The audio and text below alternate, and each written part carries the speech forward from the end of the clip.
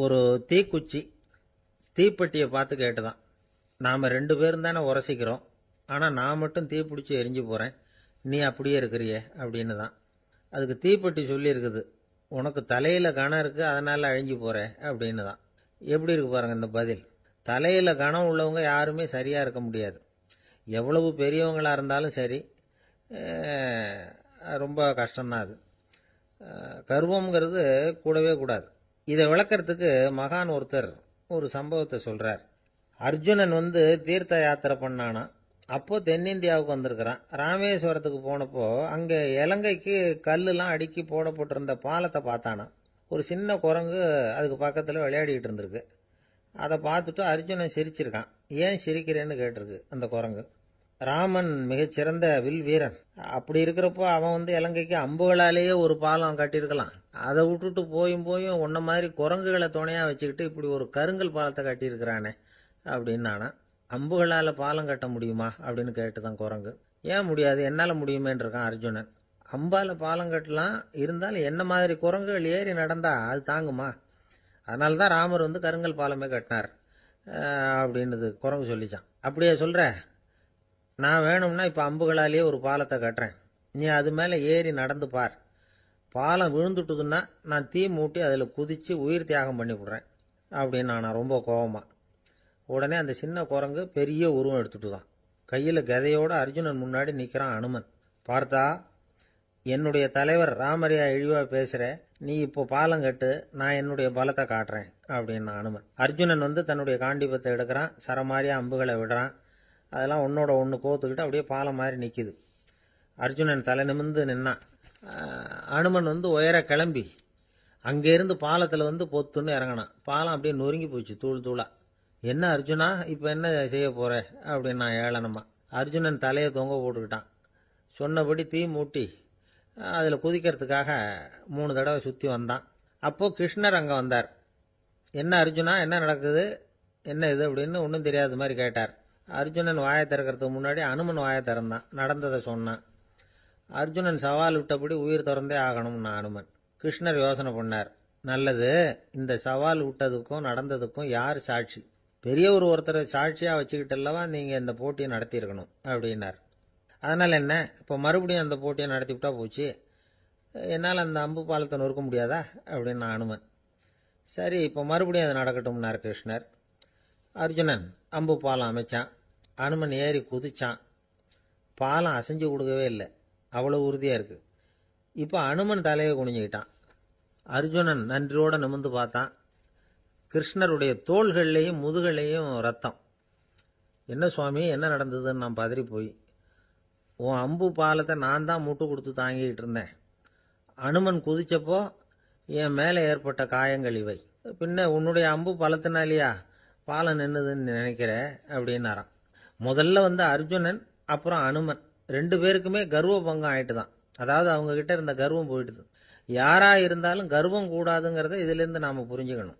இந்த காலத்துல நாமெல்லாம் எந்த விஷயத்துக்கெல்லாம் கர்வப்பட்டு இருக்கோம் தெரியுமா?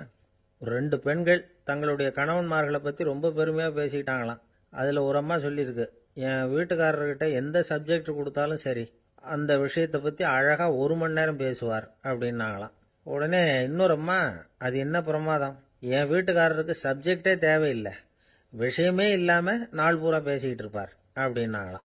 ஒரே ஒரு ஊர்ல ஒரு பாதிரியார் இருந்தார். ரொம்ப நாள் சந்தோஷமா வாழ்ந்தார். ஒரு நாள் அவர் மடத்து சமையல் அறையில பாத்திரங்களை கழுவி துலக்கி சுத்தப்படுத்திக்கிட்டு இருந்தார். அந்த சமயத்துல ஒரு தேவதூதன் அவர் முன்னாடி நின்னான். இவர் நிமிர்ந்து பார்த்தார்.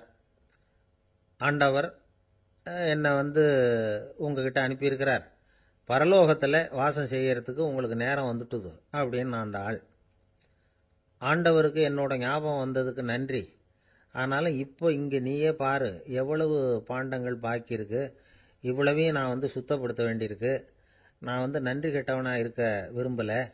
இந்த பணியை முடிக்கிற வரைக்கும் என்னுடைய பரலோக வாழ்வை தள்ளி வைக்க முடியுமா, நீ என்ன நினைக்கிற அப்படின்னு கேட்டார். தேவதூதன் தனக்கே உரிய விவேகத்தோட அன்போட பாதிரியாரை பார்த்தான். சரி, என்ன செய்யலாம்ங்கிறத அப்புறம் சொல்றேன் அப்படின்னு சொல்லிவிட்டு புறப்பட்டு போயிட்டான். ஒரு நாள் அந்த பாதிரியார் தோட்டத்தில் உள்ள களைகளை எல்லாம் ஒரு களை கொத்தியால கொத்தி களை எடுத்துக்கிட்டு இருக்கிறார். அந்த சமயத்தில் இந்த தேவதூதன் மறுபடியும் அவர் முன்னாடி வந்து நிற்கிறான். பாதிரியார் பார்த்தார். இதை பாரு, இந்த தோட்டம் பூராவும் எவ்வளவு களை மண்டி கிடக்கு, பரலோகம் கொஞ்ச காலம் எனக்காக பொறுத்திருக்கலாம்னு நீ நினைக்கிறியா அப்படின்னு கேட்டார். தேவதூதன் சிரிச்சுக்கிட்டே மறுபடியும் மறைஞ்சிட்டான். மறுபடியும் அவர் களை எடுக்கிறது, தானிய களஞ்சியத்துக்கு வர்ணம் பூசுறது, இப்படிப்பட்ட வேலைகளில் ஈடுபட்டிருக்கார். இன்னொரு நாள் ஒரு மருத்துவமனையில் நோயாளிகளை கவனிச்சுக்கிட்டு ரொம்ப தீவிரமாக இருக்கிறார் அந்த பாதிரியார். ஒரு நோயாளியோட தாகத்துக்கு தண்ணீர் கொடுத்துட்டு நிமிர்ந்து பார்க்குறப்போ தேவதூதன் மறுபடியும் அவர் முன்னாடி வந்து நிற்கிறான். இந்த தடவை பாதிரியார் தன்னலமற்றவராக பேரன்பை காட்டக்கூடிய வகையில் தன்னுடைய 2 கைகளையும் உயர்த்தியபடி தேவதூதனின் கவனத்தை வந்து பிணியால் வாடக்கூடிய நோயாளிகளின் பக்கம் திருப்பினாராம். தேவதூதன் ஒன்றும் சொல்லலை, மறைஞ்சிட்டான். அன்னைக்கு சாயந்தரம் பாதிரியார் வந்து மடத்தில் உள்ள தன்னுடைய அறைக்கு போய் இளைப்பாறினார். யோசிச்சு பார்த்தார். தேவதூதனையும் தேவதூதனின் விருப்பத்தையும் பல நாள் தள்ளி போட்டு வந்ததையும் அவர் ரொம்ப நினச்சி பார்த்தார். திடீர்னு தான் வந்து முதுமை அடைகிறதையும் சோர்வு அடைகிறதையும் உணர்ந்தார். ஆண்டவரை நினைச்சார். ஆண்டவரே, உம்முடைய தூதனை மறுபடியும் என்கிட்ட அனுப்புனா நான் சந்திக்கிறதுக்கு ஆவலாக இருக்கேன் அப்படின்னு சொல்கிறப்பவே தேவதூதன் பக்கத்தில் வந்து நின்னான். பாதிரியார் நிமிர்ந்து பார்த்தார். நீ இப்போவே என்னை அழைச்சிக்கிட்டு போக விரும்பினா நான் பரலோகத்துக்கு வர்றதுக்கு தயாராக இருக்கேன்னார். தேவதூதன் அந்த பாதிரியாரை அன்போடவும் விவேகத்தோடவும் பார்த்து, நீங்கள் வந்து என் கூட பரலோகத்துக்கு வர்ற தயாராக இருக்கிறதா சொல்கிறீங்க, ஆனால் நீங்கள் இதுவரைக்கும் வேற எங்கே இருந்ததா நினைக்கிறீங்க அப்படின்னா, அப்படின்னா இதுவரைக்கும் இருந்த இடம் தான் பரலோகம் அப்படிங்கிறத உணர்த்தியிருக்கிறான். பரலோகம்னா என்னன்னு புரிஞ்சுக்கிறதுக்கு இந்த சம்பவம் நமக்கு உதவியாக இருக்குது. தொண்டு செய்கிறத விட பெரிய செயல் வேற எதுவும் இருக்க முடியாது. அது நம்ம மனசுக்கு கொடுக்குற சுகத்தை வேற எதுவும் கொடுக்க முடியாது. நாம் தொண்டு செய்கிற இடம் தான் அந்த புண்ணிய இடம். ஆனால் இந்த காலத்துல எல்லாம் நாம் வந்து தொண்டு செய்யணும்னு நினச்சி ஏதாவது ஆரம்பித்தா கூட அதை ஒரு மாதிரியாக சுற்றி நின்று வேடிக்கை பார்க்க ஆரம்பிச்சிடுறாங்க. ஒரு பெரியவர் அப்படித்தான் ஒரு தொண்டு செஞ்சுக்கிட்டு இருந்தார். ஒரு கோவில் கட்டிக்கிட்டு இருந்தாங்க. அதில் ஒரு இடத்துல ஒரு பலகையை வச்சு ஆணி அடிக்கிற வேலையை செஞ்சுக்கிட்டு இருந்தார் அந்த பெரியவர். ஒரு சின்ன பையன் அதை ரொம்ப ஊக்கமாக அக்கறையாக கவனிச்சுக்கிட்டு இருந்தான். பெரியவர் இதை கவனித்தார். என்னப்பா பார்க்குற, உனக்கும் இது மாதிரி தொண்டு செய்யணும்னு ஆசையாக இருக்கா அப்படின்னு கேட்டார். அதுக்கு அந்த பையன் சொல்கிறான், அப்படி இல்லைங்க, நீங்கள் ஆணி அடிக்கிறப்போ கையில் சுத்தியால் அடிச்சுக்கிட்டா எப்படி துடிப்பீங்க, எப்படி கத்துவீங்கன்னு தெரிஞ்சுக்கிறதுக்காக அதை பார்க்கணும்னு ஆசை, அதுக்காக தான் காத்துக்கிட்டு இருக்கேன் அப்படின்னு நானா. ஒருத்தர் ரொம்ப கவலையோடு உட்காந்துருந்தார். எதை பற்றி சார் கவலைப்படுறீங்கன்னு கேட்டோம். எதிர்காலத்தை பற்றி கவலைப்படுறேன்னார். ஏன்னு கேட்டோம். என்ன பண்ணுறதுன்னே தெரியல சார், எதிர்காலம் ஒரே இருட்டாக இருக்குது, பாதையே புரியலன்னார். இன்னைக்கு நம்ம இளைஞர்கள் பல பேருக்கு எதிர்காலம் இருட்டாக தான் தெரியுது. அவங்கெல்லாம் இந்த கதையை கொஞ்சம் கேட்கணும். ஒரு மலை அடிவாரத்தில் ஒரு சின்ன கிராமம். அந்த மலை ரொம்ப உயரமானது. அடர்த்தியாக செடி கொடிகள் மரங்கள் அதில் மண்டி கிடக்குது. பகல் வேளையில் இருட்டாக தான் இருக்கும், அவ்வளவு அடர்த்தி. அந்த மலை உச்சியில் ஒரு கோவில். நாள் ராத்திரியே புறப்பட்டாதான் காலையில் அந்த கோயிலுக்கு போய் சேர முடியும். கிராமத்து இளைஞன் ஒருத்தன் அந்த மலை உச்சிக்கு போக வேண்டியிருந்தது. கையில் ஒரு விளக்கை எடுத்துக்கிட்டு நாள் ராத்திரியே புறப்பட்டான். புறப்பட்டு போனவன் கிராமத்து எல்லையிலேயே நின்றுட்டான். ஏன் தெரியுமா? அவன் கையில் இருந்த விளக்கோட வெளிச்சம் 10 அடி தூரத்துக்கு தான் தெரியுது. அது வரைக்கும் தான் பாதை தெளிவாக இருக்குது.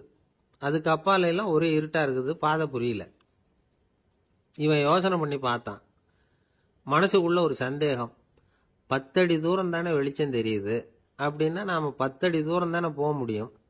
அதுக்கும் அந்தாண்ட ஒரே இருட்டாக இருக்குதே, அதில் எப்படி நாம் நடந்து போகிறது? நாம் ரொம்ப தூரம் நடந்து போய் ஆகணுமே. அப்படிப்பட்ட நினப்பெல்லாம் அவனுக்கு வந்துட்டுது. இதுதான் அவன் மனசில் ஏற்பட்ட தயக்கம். இப்படி யோசிச்சுக்கிட்டே அந்த இளம் ஆசாமி புறப்பட்ட இடத்துலயே நின்றுகிட்டு இருக்கிறான். அந்த சமயத்தில் ஒரு வயசான பெரியவர் அந்த பக்கமாக வந்தார். அவர் கையில் இதை விட சின்னதாக ஒரு விளக்கு வச்சிருந்தார். அது எப்படின்னா அது ஒரு 5 அடி தூரத்துக்கு தான் வெளிச்சம் காட்டுது. அவ்வளவு சின்ன விளக்கு. அவரும் மலை உச்சிக்கு போகிறதுக்காக தான் வந்துகிட்டு இருக்கிறார். அவரை பார்த்து இவன் கேட்டான், என்ன பெரியவரே, இவ்வளவு சின்ன விளக்க வச்சுக்கிட்டு அவ்வளவு தூரத்துக்கு எப்படி மலையேற போறீங்க அப்படின்னு கேட்டான். நீ ஏன் இப்படி தயங்கிட்டே நிற்கிறேன்னு கேட்டார் பெரியவர். என்கிட்ட இருக்கிற விளக்கு 10 அடி தூரத்துக்கு தான் பாதையை காட்டுதுன்னா. இப்போ பெரியவர் சொன்னார், தம்பி, உன் கையில் இருக்கிற விளக்கு கொடுக்குற வெளிச்சத்தை வச்சு நீ முதல்ல 10 அடி தூரம் முன்னாடி போ. 10வது அடியில் போய் நின்றுக்கிட்டு பாரு. மறுபடியும் ஒரு 10 அடி தூரத்துக்கு பாதை தெரியும். இப்படி உன் கையில் இருக்கிற விளக்கு தொடர்ந்து வெளிச்சம் காட்டிக்கிட்டே இருக்கும். நீ முன்னேற முன்னேற அந்த வெளிச்சமும் முன்னேறும். அதனால எத்தனை கிலோமீட்டர் தூரம் வேணும்னாலும் நீ இந்த 10 அடி தூரம் வெளிச்சத்தை வச்சுக்கிட்டே நீ போயிடலாம், புறப்படு அப்படின்னார். இப்பதான் அந்த பெரியவர் சொன்னது இளைஞனுக்கு பளிச்சுன்னு புரிஞ்சுதான். உடனே உற்சாகமா புறப்பட்டான், உச்சிக்கு போய் சேர்ந்தான். இந்த கதையிலிருந்து நாம புரிஞ்சுக்க வேண்டியது என்ன தெரியுமா? நீண்ட கால திட்டம் ஒன்று போடும் பொழுது நமக்கு முன்னாடி இருக்கிறத மறந்துட்டு மனசை போட்டு குழப்பிக்க கூடாது. உங்க கையில என்ன இருக்கோ அதுலயே உங்க எதிர்காலம் மறைஞ்சிருக்குது. கண் முன்னாடி தெரியறத வச்சு ஆரம்பிங்க, போக போக வழி தானா புலப்படும் அப்படிங்கிறார் ஒரு பெரியவர். பெரிய பயணங்களை எல்லாம் இப்படிதான் நடத்த வேண்டியிருக்கும். ஒவ்வொரு அடியா எடுத்து வச்சா ஓடி போய் சேர்ந்து விடலாம். மலைச்சு போய் நின்றுட்டா நின்றுகிட்டே இருக்க வேண்டியதுதான். நம்ம ஆள்லாம் ரொம்ப மோசமா இருக்கிறாங்க. ஒருத்தன் அப்படிதான் நீண்ட தூர பிரயாணம் ஒன்று புறப்பட்டான். ரயில் போய்கிட்டே இருந்தது. கொஞ்ச தூரம் போச்சு, பாதி வழியில கையில வச்சிருந்த டிக்கெட்டை காத்துல விட்டுட்டான். ஐயோ, என் டிக்கெட்டு போயிட்டுதே அப்படின்னு கத்த ஆரம்பிச்சுட்டான். பக்கத்துல இருந்த பெரியவர் அவனை பார்த்து பரிதாபப்பட்டு, கவலைப்படாத தம்பி, போனா போகுது, வேற டிக்கெட் வாங்கிக்கலாம் அப்படின்னு ஆறுதல் சொன்னார். அதுக்கு அவன் சொல்றான், சார், நான் அதுக்காக அழல, அந்த டிக்கெட்டு கிடைச்சாதானே நான் எந்த ஊருக்கு போகணுங்கிறது எனக்கு தெரியும் அப்படிங்கிறான். ஒரு குரு, இளம் சீடர்கள் எதிரில் உட்காந்துருக்கிறாங்க. குரு பாடம் நடத்திக்கிட்டு இருக்கிறார். சீடர்களுக்கு ஒரு ஆசை, அதாவது ஒரு முக்கியமான மந்திரத்தை நம்ம குருநாதர்கிட்ட இருந்து கத்துக்கணும் அப்படிங்கிறது அவங்க ஆசை. அது என்ன மந்திரம்னா, இறந்தவரை உயிர்ப்பிக்கக்கூடிய புனித மந்திரம். அதாவது செத்தவங்களுக்கு மீண்டும் உயிர் உண்டாக்குகிற மந்திரம். குருவே, தயவு பண்ணி அந்த மந்திரத்தை எங்களுக்கு உபதேசிக்கணும் அப்படின்னு கேட்டாங்க. அது ரொம்ப ஆபத்தானது, அது என்னத்துக்கு உங்களுக்கு வேண்டாமேன்னாராம் குரு. எங்களுடைய நம்பிக்கை உறுதிப்படுறதுக்காகத்தான் கேட்குறோம், வேற ஒன்றும் இல்லை அப்படின்னு நாங்களாம் சீடர்கள். பக்குவப்படாத அறிவுங்கிறது ரொம்ப ஆபத்தானது அப்படின்னாராம் குரு. இது சீடர்களுக்கு புரியல. அது எப்படிங்க பக்குவப்படாத அறிவு ஆபத்தானதுன்னு சொல்றீங்க, அப்படின்னா என்ன அப்படின்னு கேட்டிருக்காங்க சீடர்கள். குரு அதுக்கு விளக்கம் கொடுத்தாராம். அந்த மந்திரத்தை எப்போ பயன்படுத்தணுங்கிறது முக்கியம். அதை அறியக்கூடிய ஞானம் ஏற்படுகிற வரைக்கும் அதை தெரிஞ்சுக்காம இருக்கிறது தான் நல்லது, இல்லைன்னா ஆபத்துன்னாராம். ஆனா அந்த சீடர்கள் அதை கேட்குற மாதிரி இல்லை, ரொம்ப பிடிவாதம் பண்ண ஆரம்பிச்சுட்டாங்க. சரி வாங்க சொல்றேன்னார் குரு. எல்லாரும் வந்தாங்க. அந்த புனித மந்திரத்தை அவங்களுக்கு ரகசியமா உபதேசம் பண்ணார். உபதேசம் பண்ணிவிட்டு அவங்களுக்கு எச்சரிக்கையும் கொடுத்தார். இந்த மந்திரத்தை நல்லா ஆராய்ச்சி பார்த்ததுக்கு அப்புறம் தான் உச்சரிக்கணும், அவசரப்பட்டு எதுவும் செஞ்சிடக்கூடாது அப்படின்னு ஒரு தடவைக்கு பல தடவை எச்சரிக்கை கொடுத்தார். சரின்னு சொல்லிவிட்டு அவங்கெல்லாம் மந்திரத்தை கற்றுக்கிட்டு எழுந்திரிச்சு போயிட்டாங்க.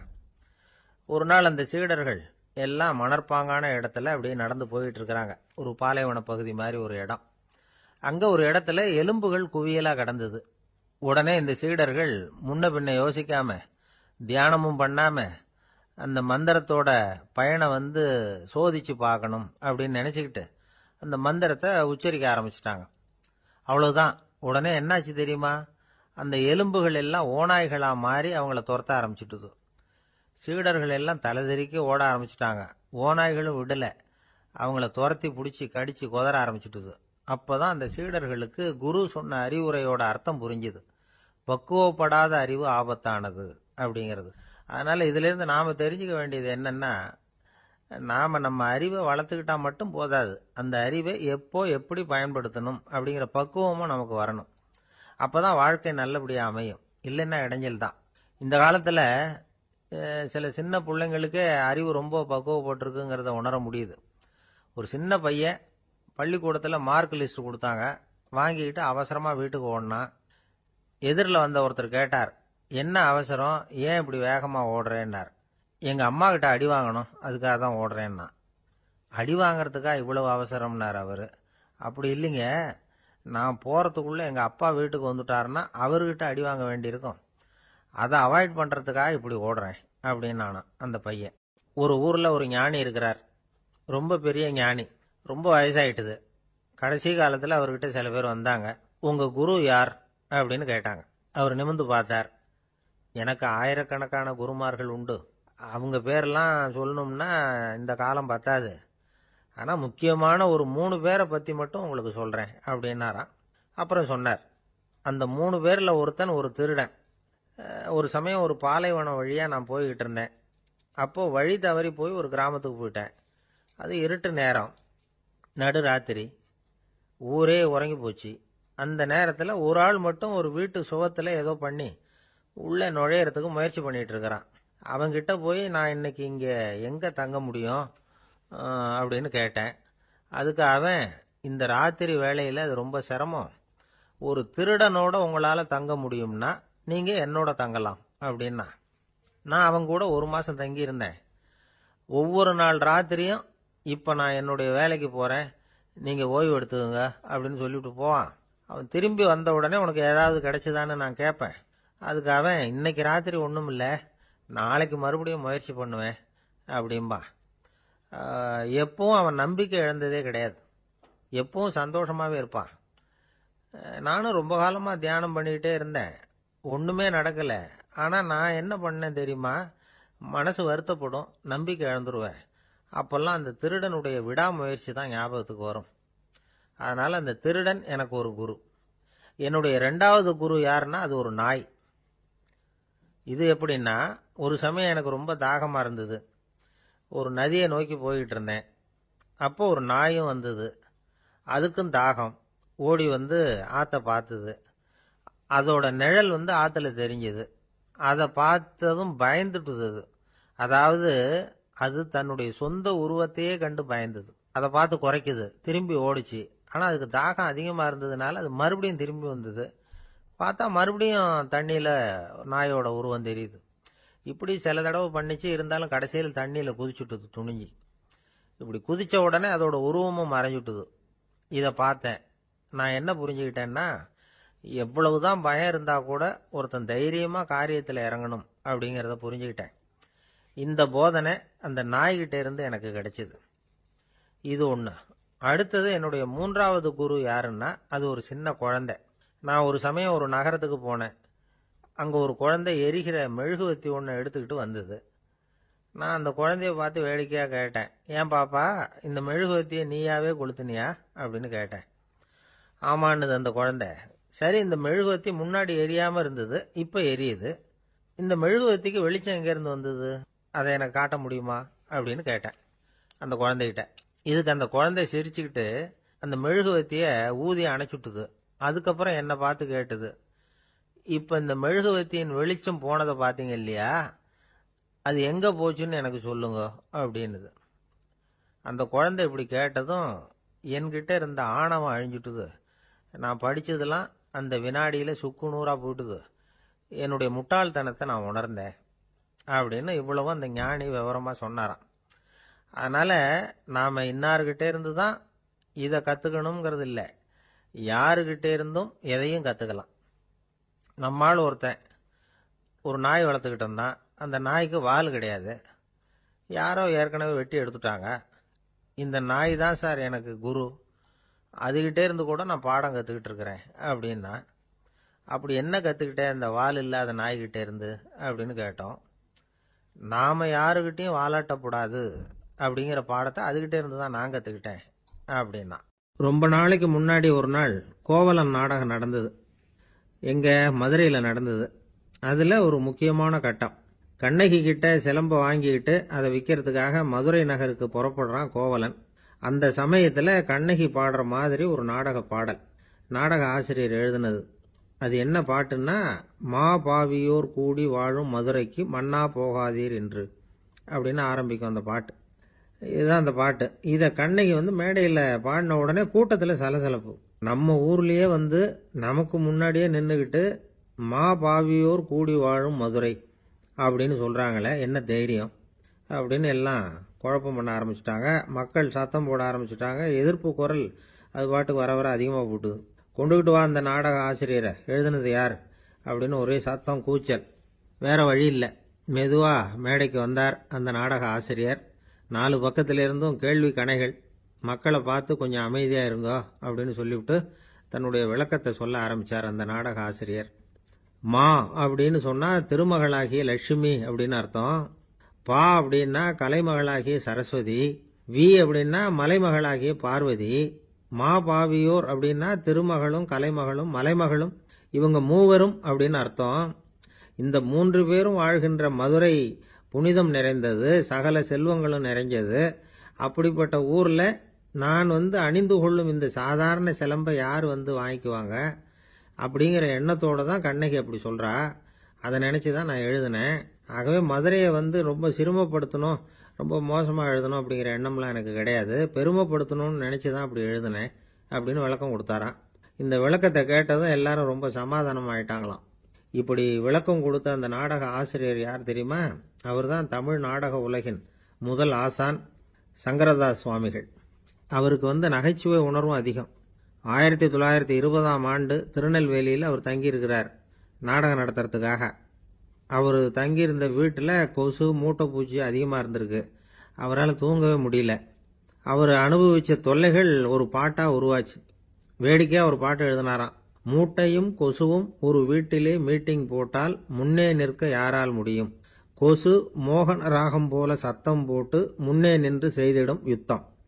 இதை மறுநாள் நாடகத்தில் கோமாளி வேஷம் போட்ட ஒரு சிறுவனை விட்டு பாட வச்சிருக்காரு. எல்லாரும் சிரிச்சு ரசிச்சாங்களாம். சங்கரதாஸ் சுவாமிகள் கல்யாணமே பண்ணிக்கல, துறவி மாதிரியே வாழ்ந்திருக்கார். தமிழ் நாடக கலைக்கு தன்னையே அர்ப்பணம் பண்ணிட்டவர் அவர். 1922 நவம்பர் மாசத்துல ஒரு நாள் புதுச்சேரியில் அவர் வாழ்க்கை முடிஞ்சுது. அப்போ அவருக்கு வயசு 55. சங்கரதாஸ் சுவாமிகள் நாடக ஆசிரியர் மட்டும் இல்லை, மேடை நாடக இயக்குனர், தயாரிப்பாளர், அவரே ஒரு சிறந்த நடிகர். ஒரு தடவை சாவித்திரி நாடகத்தில் இவர் யமதர்மனா வேஷம் போட்டு நடிச்சிருக்கிறார். நாடகம் பார்த்துக்கிட்டு இருந்த கருவுற்ற ஒரு பெண்மணிக்கு பயத்தினால அங்கேயே குழந்தை பிறந்துட்டு தான். அந்த நிகழ்ச்சிக்கு அப்புறம் இவர் இந்த வேஷம் போடுறப்போலாம் ஜனங்களுக்கு முன்கூட்டியே எச்சரிக்கை கொடுக்க ஆரம்பிச்சிருவாராம். அதாவது அப்படி யாராவது பயப்படுறவங்க இருந்தால் கொஞ்சம் கண்ணை மூடிங்க அல்லது எழுந்திரிச்சு போடுங்கன்னு. நடிப்புன்னா அப்படில இருக்கணும். இந்த காலத்தில் நடிகர் ஒருத்தர் சொன்னார், சார் நான் இந்த நாடகத்தில் நடிக்கிறப்போ முகத்தில் நவரசங்களையும் காட்டி நடித்தேன், உணர்ச்சிகளை எல்லாம் நல்லா காட்டி நடித்தேன். அப்படி இருந்தும் ஜனங்கள் கல் எடுத்து மேடையில் வீசிவிட்டாங்க சார் அப்படின்னார். நாடகத்தில் உங்களுக்கு என்ன வேஷம் அப்படின்னு கேட்டாங்க. அது செத்து கிடக்கிற பணமாக நடித்தேன் சார் அப்படின்னார். ஒரு காடு, அங்கே புத்தர் அவர் பாட்டுக்கு நடந்து போய்கிட்டே இருக்கிறார். அவருக்கு பின்னாடி ஒரு குரங்கு, அதுவும் தொடர்ந்து வந்துக்கிட்டே இருக்குது. புத்தர் திரும்பி பார்த்தார். குரங்கு அப்படியே குதிச்சு உயர எழும்பி ஒரு கிளையில் போய் உக்காந்துது. ஏன் இப்படி பண்ணுறேன்னு கேட்டார் புத்தர். என்னை சாதாரணமாக நினைக்க வேணாம், நான் மகாமந்தி, என்னால் எல்லாம் முடியும், முடியாதுங்கிற வார்த்தையே என்னுடைய அகராதியில் கிடையாது, என்ன வேணும்னாலும் செய்வேன் அப்படின்னுது. அப்படின்னா ஒரு பந்தயம் வச்சுக்கலாமான்னாரு இவர். ஓ வச்சுக்கலாமேன்னுது. வேற ஒன்றும் இல்லை, இப்போ நீ மேலே எழும்பி அந்த கிளையில் உட்காந்தது மாதிரி அங்கேருந்து தாவி என் உள்ளங்கையில் உட்காரணும், அவ்வளவுதான் அப்படின்னார். அப்படி உட்காந்துட்டா என்ன பரிசு அப்படின்னு கேட்டது. சொர்க்கத்தில் இருக்கிற மாமன்னன் மரகத சக்கரவர்த்தியை என்னோட இருக்கும்படியாக கூப்பிட்டுக்கிறேன். அந்த சமயத்தில் அவருடைய அரியணை அங்கே காலியாயிடும், நீ அதில் போய் உட்காந்துக்கலாம். பந்தயத்தில் தோத்துட்டா ஒரு கல்ப காலம் இந்த பூமியில் வாழ வேண்டியிருக்கும், அதுக்கு பிறகுதான் என்கிட்ட வர முடியும், என்ன சொல்ற அப்படின்னார். குரங்குக்கு தாவறது ஒரு பெரிய காரியமா? இது எனக்கு ரொம்ப சாதாரண விஷயம், என்ன இப்பவே தாவட்டுமா அப்படின்னுது. சரின்னு சொல்லி உள்ளங்கையை நீட்டினார். அவருடைய கை தாமரை இலை அளவுக்கு அப்படியே விரிஞ்சுது. குரங்கு சௌரியமா உட்கார்றதுக்காக. குரங்கு தாவறதுக்கு தயாராச்சு. அதுக்கு முன்னாடி ஒரு சின்ன யோசனை. அதுக்கு இந்த கிளையிலிருந்து அந்த கைக்கு தாவறது எனக்கு ரொம்ப அற்பமான ஒரு வேலை, இது ரொம்ப சாதாரணம், என்னுடைய கௌரவத்துக்கு இது சரியா இருக்காது. அதனால நான் என்ன பண்ண போறேன்னா, இங்கிருந்து கிளையிலிருந்து அப்படியே உயர எழும்ப போறேன். எழும்பி மேல் உலகம் போய் அங்க ஒரு சுத்து சுத்திவிட்டு அதுக்கப்புறம் அங்கேருந்து நேரா இந்த கையில உட்கார போறேன் அப்படின்னு நினைச்சது. என்ன யோசிக்கிற அப்படின்னார் புத்தர். ஒண்ணும் இல்லை, இந்த பாயிரம் பார் அப்படின்னு சொல்லி தாவி உயர போயிட்டுது. கொஞ்ச நேரத்துல வான உலகத்துக்கே போய் சேர்ந்துட்டுது. அங்க போய் பார்த்தா அங்க ஒரு 5 பளிங்கு தூண்கள் இளம் சிவப்பு நிறத்துல நின்றுகிட்டு இருக்குது. குரங்கு நினைச்சுக்கிட்டது, புத்தர்கிட்ட போய் இந்த பளிங்கு தூண்களை பார்த்தோம்னு சொன்னா அப்படியே திகைச்சு போயிடுவார், இந்த தூண்ல ஏதாவது அடையாளம் செஞ்சுட்டு போகணும் அப்படின்னு அந்த இடத்துல மிதந்துகிட்டே நினைச்சுது. உடனே ஒரு தூணில் எழுதிச்சு. என்ன எழுதிச்சுன்னா, ஒரு மகா ஞானி இங்க வந்துட்டு போறார் அப்படின்னு எழுதிச்சு. எழுதிவிட்டு அப்படியே கீழே தாவி புத்தரோட உள்ளங்கையில உட்காந்துது. எப்படி பார்த்தீங்களா என்னுடைய வேலை? வான உலகத்துக்கே போய் அங்க இருக்கிற 5 பளிங்கு தூண்களை பார்த்துட்டு அதில் நான் வந்த விவரத்தை எழுதி வச்சுட்டு அதுக்கப்புறம் இங்கே வந்திருக்கிறேன் அப்படின்னுது ரொம்ப பெருமையா. அப்படியா அப்படின்னார் புத்தர். ஆமாம், சந்தேகமாக இருந்தால் வாங்க அழைச்சிட்டு போய் காட்டுறேன் அப்படின்னுது அந்த குரங்கு. அதுக்கு தேவையில்லை, அப்படியே கொஞ்சம் கீழே குனிஞ்சு பார் தெரியும் அப்படின்னார் புத்தர். அங்கே பார்த்தா புத்தரோட உள்ளங்கை தெரிஞ்சுது. நல்லா உத்து பார்த்துது. அவரோட ஒரு விரல்ல அது எழுதிய வாசகம் தெரிஞ்சுது. குரங்கு யோசனை பண்ணிச்சு, அப்படின்னா வானத்தில் நான் பார்த்தது புத்தரோட விரல்களா அப்படின்னு யோசிச்சுது. இதை புரிஞ்சுக்கிட்ட உடனே அந்த குரங்கோட கர்வம் அழிஞ்சு போச்சான். நம்ம மனசு தான் இந்த குரங்கு. மனம்ங்கிறதும் ஆணவம்ங்கிறதும் ஒரு நாணயத்தின் ரெண்டு பக்கங்கள். மனம் உள்ளவரை ஆணவமும் இருக்கும். மனம் அழிஞ்சாதான் ஆணவம் அழியும். மனம் அழிய வேண்டும் அப்படின்னு பெரியவங்க சொல்றது இந்த அர்த்தத்தில் தான். நம்ம ஆளுங்க சவால் விடுறதெல்லாம் வேற மாதிரி. ஒருத்தன் ஒரு வாய்க்காலை தாண்டுறேன்னு பந்தயம் கட்டி தாண்ட முடியாம வாய்க்காலில் விழுந்து காலை உடச்சிக்கிட்டு கட்டு போட்டுக்கிட்டு வந்தான். ஏண்டா அப்படின்னு கேட்டாங்க. நான் பந்தயம் கட்டின நேரம் சரியில்லை அப்படின்னா. எப்படிறான்னு கேட்டிருக்காங்க. வாய்க்காலில் தண்ணி இருக்கிற நேரமாக பார்த்து பந்தயம் கட்டியிருக்கணும் அப்படின்னானா. நம்பிக்கை இல்லைன்னா இந்த உலகத்தில் நாம் நடமாடவே முடியாது. அவநம்பிக்கையோடு இருந்துக்கிட்டு இருந்தா என்னைக்கும் அவஸ்தை தான். நாம் நம்புறது நடக்குதோ இல்லையோ அது வேற விஷயம். ஆனால் எதையும் நம்பி தான் நாம் அடி வைக்க வேண்டியிருக்கு. வேற ஒன்றும் வேணாம். ஒரு லாட்ரி சீட்டு வாங்குறோம். அது எங்கே நமக்கு விழப்போகுது அப்படிங்கிற அவநம்பிக்கையோடவா வாங்குறோம்? பரிசு நமக்கு தான் அப்படிங்கிற நம்பிக்கை உள்ளூர இருக்கிறதுனால தான் அதை வாங்குறோம். இருந்தாலும் முடிவு வேற மாதிரி ஆயிடுது. அதுக்காக மனசு சோர்ந்து போறதில்ல. அடுத்த மாசமும் சீட்டு வாங்குறோம். இந்த நம்பிக்கை தான் மனித வாழ்க்கைக்கு ஆதாரம். ஒரு கடையில் போய் டீ சாப்பிட்றீங்க. அந்த டீ நல்ல டீ தானா, அதில் விஷம் கலந்துருக்குமா அப்படிங்கிற சந்தேகம் வந்துட்டுதுன்னு வச்சுங்க. அதுக்கப்புறம் அதை எப்படி நீங்கள் சாப்பிட முடியும்? நம்பி தான் சாப்பிட்ணும். ரயில் ஒழுங்காக போய் சேருங்கிற நம்பிக்கை இருக்கிறதுனால தான் அதில் ஏறி உட்காடுறோம். லெட்டர் ஒழுங்காக போய் சேருங்கிற நம்பிக்கை இருக்கிறதுனால தான் பெட்டியில் போடுறோம். சரி, நம்ம கதையெல்லாம் நம்மளோட இருக்கட்டும். மனித நம்பிக்கை எந்த அளவுக்கு உறுதியாகவும் அறிவுபூர்வமாகவும் இருக்கணுங்கிறதுக்கு அலெக்சாண்டர் வாழ்க்கையில் நடந்த ஒரு சம்பவத்தை உதாரணமாக சொல்லலாம். இந்த உலகத்தையே ஜெயிக்கணும்னு புறப்பட்டார் அலெக்சாண்டர். ஒரு கட்டத்தில் அவர் சிட்னஸ் நதி கரைக்கு சேர்ந்தார். அந்த சமயத்தில் அவருக்கு கடுமையான நோய் வந்துட்டுது. அவர் கூடவே வந்திருந்த கிரேக்க வைத்தியர்கள் என்னென்னமோ முயற்சியெல்லாம் பண்ணி பார்த்தாங்க. இருந்தாலும் அலெக்சாண்டருக்கு வந்திருக்கிறது என்ன நோய்ங்கிறத அவங்களால கண்டுபிடிக்க முடியல.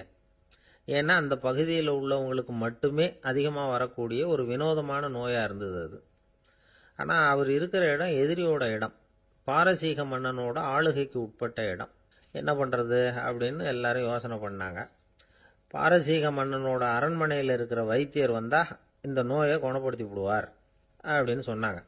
இருந்தாலும் எதிரியோட நாட்டில் இருக்கிற வைத்தியரை கூப்பிட்டு எப்படி நம்பி வைத்தியம் பார்க்க சொல்கிறது அப்படின்னு சொல்லி எல்லாரும் தயங்கினாங்க. ஆனால் அலெக்சாண்டர் தயங்கலை. பரவாயில்ல, அழைச்சிட்டு வாங்கன்னு விட்டார். உடனே அவரை போய் அழைச்சிட்டு வந்துட்டாங்க. அவர் வந்தார். அலெக்சாண்டர் உடம்பை பரிசோதனை பண்ணி பார்த்தார். சரி, இதை குணப்படுத்தி விடலாம், பயப்பட வேண்டியதில்லை. ஆனால் இதுக்கு ஒரு மூலிகை ரசம் தயார் பண்ணி கொடுக்கணும். நான் போய் அதை தயார் பண்ணிட்டு 2 நாளில் திரும்பி வந்துடுறேன் அப்படின்னு சொல்லிவிட்டு போனார் அந்த வைத்தியர். அதே மாதிரி 2 நாளில் திரும்பி வந்தார் மூலிகை ரசத்தோட. இதுக்கு இடையில அலெக்சாண்டரோட தளபதிகளில் ஒருத்தர் ரகசியமாக ஒரு எச்சரிக்கை கடிதம் கொடுத்து அனுப்பியிருக்கிறான். அதை வாங்கி என்ன விஷயம்னு பார்த்தார். இப்போ உங்ககிட்ட வந்திருக்கிற எதிரி நாட்டு வைத்தியரை நம்பாதீங்க. அவன் கொண்டுகிட்டு வந்திருக்கிற மூலிகை ரசத்தில் விஷம் கலந்துருக்குது அப்படின்னு அதில் எழுதியிருக்கு. அதை பார்த்தார் அலெக்சாண்டர். இருந்தாலும் கொஞ்சம் கூட அலட்டிக்கல. வைத்தியர் கொடுத்த மருந்தை வாங்கி கடகடன்னு குடிச்சுட்டார். குடிச்சுட்டு அதுக்கப்புறம் அந்த கடிதத்தில் இருந்த விஷயத்தை அந்த வைத்தியர்கிட்ட சொன்னார். வைத்தியர் திகைச்சு போயிட்டார். தன் மேலே அலெக்சாண்டர் வச்சிருக்கிற நம்பிக்கையை பார்த்து அவருக்கு ரொம்ப வியப்பு. வைத்தியர் உண்மையிலேயே நல்ல மருந்து தான் கொண்டுகிட்டு கொடுத்துருக்கிறார். அதில் விஷம்லாம் எதுவும் கலக்கலை. அதுக்கப்புறம் அலெக்சாண்டர் அந்த வைத்தியரை பார்த்து சொன்னாராம், நம்பிக்கைங்கிற அச்சாணியை ஆதாரமாக வச்சுக்கிட்டு தான் இந்த உலகம் சுற்றிக்கிட்டு இருக்குது. எனக்கு எதிரியாக இருந்தாலும் பாரசீக மன்னர் ரொம்ப பெரியவர்.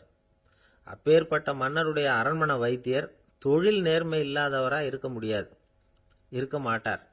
அப்படி இருந்தால் அவரை அரண்மனை வைத்தியராக வச்சிருக்கவே மாட்டாங்க அப்படின்னு நம்பினேன். என்னுடைய நம்பிக்கை வீண் போகலை அப்படின்னாராம். இதுதான் மானுட நம்பிக்கைங்கிறது. இந்த காலத்துலேயும் இது மாதிரி இந்த மானுட நம்பிக்கையை ரொம்பவும் சாமர்த்தியமாக கையாளுகிற கெட்டிக்காரங்க சில பேர் இருக்கிறாங்க. ஒரு இந்த காலத்து குரு, அவருக்கு ஒரு சிஷ்யன். குரு முன்னாடி அந்த சிஷ்யன் ரொம்ப பணிவாக நின்று, குருவே, உங்கள் கையால் விஷத்தை கொடுத்தாலும் அதை வாங்கி மடமடன்னு குடிச்சிருவேன் அப்படின்னா. உன்னுடைய குரு பக்தியை மெச்சினேன் அப்படின்னார் குரு. அதுக்கு அந்த சிஷ்யன், அப்படி இல்லை குருவே, உங்ககிட்ட சிஷ்யனாக இருக்கிறத விட உங்கள் கையால் விஷத்தை வாங்கி குடிச்சு விடுறது ரொம்ப நல்லது, அதனால தான் அப்படி சொன்னேன் அப்படின்னா. ஒரு அம்மா, அவங்களுக்கு 35 வயசு இருக்கும். குடும்பத்தில் எந்த கஷ்டமும் இல்லை, இருந்தாலும் காரணம் இல்லாமல் பிள்ளைங்க பேரில் கோவப்படுறது, எரிஞ்சு விழுறது அவங்க வழக்கம். பிள்ளைங்க அழும், உடனே அவங்க மனசும் சங்கடப்படும். இன்னொரு அம்மா நல்ல வேலையில் இருக்கிறவங்க, வாரத்துக்கு ஒரு தடவையாவது தலைவலி வந்துடும். இவங்களுக்கெல்லாம் உடம்புல எந்த கோளாறும் இல்லை, மனசு மட்டும் சரியா இருக்காது. தூக்க மாத்திரை கையில் வச்சிருப்பாங்க. 30-35 வயசுடைய பெண்களுக்கு சர்வசாதாரணமாக காணப்படுகிற மனக்கோளாறு இது. இதுக்கு பேர் மனவாட்டம், டிப்ரெஷன், மனமடிவு அப்படின்னு சொல்லலாம். இந்த நோய்க்கு அறிகுறி என்ன தெரியுமா? மனசுல வருத்தமான உணர்வு இருக்கும், அடிக்கடி அழலாம் போல தோணும். முன்னால எல்லாம் எந்தெந்த செயல்ல ஆர்வம் இருந்ததோ அதெல்லாம் குறைஞ்சிரும், அல்லது சுத்தமாகவே ஆர்வம் இல்லாமல் போயிடும். சில பெண்கள் இளம் வயசுல பக்கத்தில் இருக்கிறவங்க கிட்ட கலகலப்பாக பேசுவாங்க, வீட்டை அலங்கரிக்கிறதுல ஆர்வம் இருக்கும். இப்போ அதுல எல்லாம் ஆர்வம் இல்லாமல் போயிடும். எந்த வேலை செஞ்சாலும் சீக்கிரம் களைப்பு அடைஞ்சுடுறது மாதிரி ஆயிடும். நமக்கு யாருமே உதவியா இல்லை, நம்ம எல்லாரும் கை விட்டுட்டாங்க போல இருக்குதே அப்படிங்கிற உணர்வுலாம் உண்டாகும். தன்னைத்தானே குறை சொல்லிக்குவாங்க, நாம் தப்பு பண்ணிவிட்டோம் போல இருக்குதே அப்படின்னு தோணும். குற்றம் பண்ணிட்டதா நினச்சி கஷ்டப்படுவாங்க. பசி இருக்காது, தூக்கத்தில் தொந்தரவு இருக்கும், அடிக்கடி செத்து போடலாங்கிற உணர்வு வரும், தற்கொலை பண்ணிக்கலாங்கிற எண்ணம் உண்டாகும். சில பேர் தற்கொலை முயற்சியில் கூட ஈடுபடுவாங்க. சில பேருக்கு பலவிதமான உடல் வலிகள் இருக்கும், பலவீனம் இருக்கும், சீக்கிரமாக களைப்படைஞ்சு போடுவாங்க. இதெல்லாம் மனவாட்ட நோய்க்கான தன்மைகள். இந்த மனவாட்டம், அதாவது டிப்ரெஷனை 2 வகையாக பிரிக்கலாமா. ஒன்று தானாக உண்டாக்கிக்கிறது, இன்னொன்று எதிர் விளைவை உண்டு பண்ணுகிற அல்லது நரம்பு சம்பந்தப்பட்ட டிப்ரெஷன். தானாக உண்டாக்கிக்கிற மனவாட்ட நோய் இருக்கு பாருங்க, அதுக்கு ஏதாவது சூழ்நிலை காரணமாக இருக்கலாம், அல்லது இல்லாமலும் போகலாம். மூளையில் டொப்பாமைன் அல்லது செரட்டோனின் இதோட அளவு குறையும் பொழுது இந்த டிப்ரெஷன் உண்டாகுது. இதுக்கு ஓரளவு பிறவி காரணங்கள் கூட இருக்கலாம், குடும்பத்தில் வேற சிலருக்கும் வரலாம். பாதிக்கப்பட்ட பெண்ணை பார்க்கறதுக்கு பலவீனமாக தெரியும், கடுமையான குற்ற உணர்வு இருக்கும், தனியாக இருக்கிறதுக்கு ஆசைப்படுவாங்க, நடு ராத்திரியில் எழுந்திரிச்சு உட்காந்து கஷ்டப்பட்டுக்கிட்டு இருப்பாங்க, கொடூரமான முறையில் தற்கொலை பண்ணிக்க முயற்சி பண்ணுவாங்க, தீ வச்சுக்கிறது, அமிலத்தை குடிக்கிறது, தூக்கில் தொங்குறது. இப்படி தானாக வரவழைச்சிக்கிற மனவாட்ட நோய் மறையக்கூடிய நோய். ஒரு தடவை வந்தால் 3 to 6 மாதம் வரைக்கும் நீடிக்கும். இடைப்பட்ட காலங்களில் நோயாளி இயல்பாக இருப்பார். எதிர் விளைவை உண்டு பண்ணுகிற அல்லது நரம்பு சம்பந்தப்பட்ட மனவாட்ட நோய் எப்படின்னா, கணவன் மனைவி, மாமியார் மருமகள், இப்படிப்பட்ட உறவு முறை பிரச்சனைகள், தோல்விகள், எரிச்சல்கள், ஆபீஸ் பிரச்சனை, இப்படிப்பட்ட சூழ்நிலையால் உண்டாகிறது. எல்லாத்துக்கும் மருந்து இருக்கு, மார்க்கம் இருக்குது, கவலைப்பட வேண்டியதில்லை, தைரியமா இருக்கணும். உளவியல் மருத்துவம் இதுக்கு ரொம்ப உபயோகமா இருக்கும். சில பெண்களை பாருங்க, அவங்க எதுக்கும் அலட்டிக்கிறது இல்லை. ஒரு அம்மா அப்படிதான் தன்னுடைய கணவனை அழைச்சிக்கிட்டு ஒரு மனநோய் மருத்துவர்கிட்ட வந்தாங்க. டாக்டர், எங்க வீட்டுக்காரர் திடீர்னு ஒரு மாதிரி ஆயிட்டார், வித்தியாசமா நடந்துகிறார். எப்படின்னா, இவர் தன்னையே ஒரு ஒட்டடை குச்சியா நினைச்சுக்கிட்டு இருக்கிறார். அப்படி நினைச்சுக்கிட்டு தன்னுடைய தலையாலேயே வீட்டில் உள்ள ஒட்டடையெல்லாம் தொடச்சிக்கிட்டு இருக்கிறார் அப்படின்னாங்க. எவ்வளவு நாளா அப்படி இருக்குதுன்னு கேட்டார் டாக்டர். 1 வாரம் அப்படி இருக்குது அப்படின்னாங்க அந்த அம்மா. அப்படின்னா முன்னாடியே ஏன் அழைச்சிட்டு வரல அப்படின்னு கேட்டார் டாக்டர். வீடு பூரா சுத்தமாகட்டுமேனு பார்த்துக்கிட்டு இருந்தேன் டாக்டர் அப்படின்னாங்களாம் அந்த அம்மா.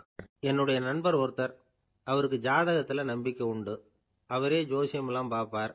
என்ன சார் இந்த காலத்தில் இதையெல்லாம் நம்பிக்கிட்டு இருக்கீங்களேன்னு கேட்டா, உங்களுக்கு ஒன்றும் தெரியாது சார், இந்த உலகத்தில் ஒவ்வொருத்தரும் அவங்கவுங்க செய்கிற நல்லது கெட்டதுக்கு தகுந்த பலனை அனுபவிச்சே தீரணும்பார். அது மட்டும் இல்லை, ஒருத்தன் செத்துட்டா கூட அவன் செஞ்ச பாவ புண்ணியங்கள் கூடவே போயிட்டு இருக்கோம்பார். அது எப்படி கூட போவோம் அப்படின்னு குதர்க்கமாக கேட்டால், அதுக்கு அவர் ஒரு கதை சொன்னார். அது ரொம்ப சுவாரஸ்யமாக இருந்தது. ஒரு ஊரில் ஒருத்தர் இருந்தாராம். அவர் ஜோசியம் பார்க்கறதுல ரொம்ப கெட்டிக்காரரு. ஒருத்தருடைய தலைமுடியை மட்டும் அவர்கிட்ட காட்டினா போதும், அதை மட்டும் பார்த்துட்டு அவருடைய ஜாதகத்தையே சொல்லிவிடுவாராம்.